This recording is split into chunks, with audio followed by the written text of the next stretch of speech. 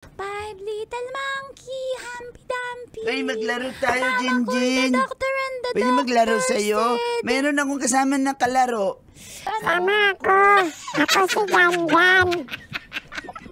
Ayun, bakit na-e-echo yung boses ni ni Janjan? Meron kasi akong sipon. Andiyan pala si Junjun, tsaka sino to? Ako si Janjan. Ay, hello Janjan, welcome sa bahay namin. Sige, laro lang Opo. kayo dyan na magawa lang ako ng yelo dito. Hi. Hello po. Ay, Edison? Babe? Oh, andito ako sa inyo. Hello po. Mama, sino po siya? Mama? Bakit mama tawag ng... Mama kasi yun nga eh. Kinalikihan niya kasi sa akin kasi wala siyang mama, diba? Iniwan siya ng mama niya. Kaya, mama,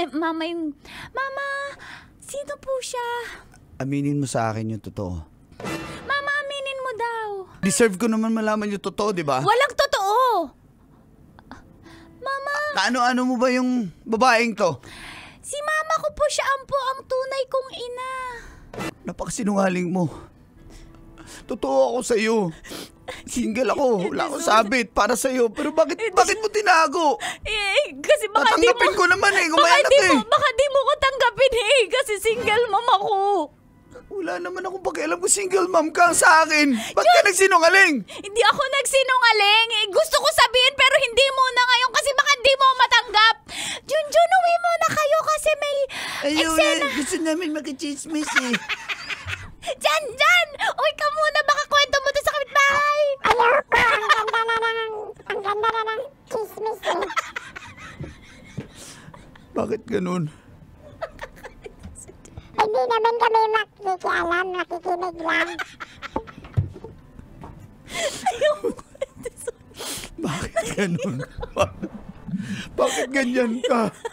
Naging honest ako sa'yo tapos Patawarin mo ako. Edison, patawarin mo ako. Please, Kuya, patawarin mo na kuya.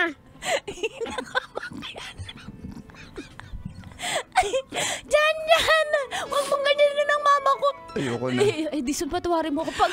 Sabi mo ay walang mangi-scam sa atin? Hayaan mo ako Pero magpaliwanag! ako yung in-scam mo! Edison, tanggapin mo ako!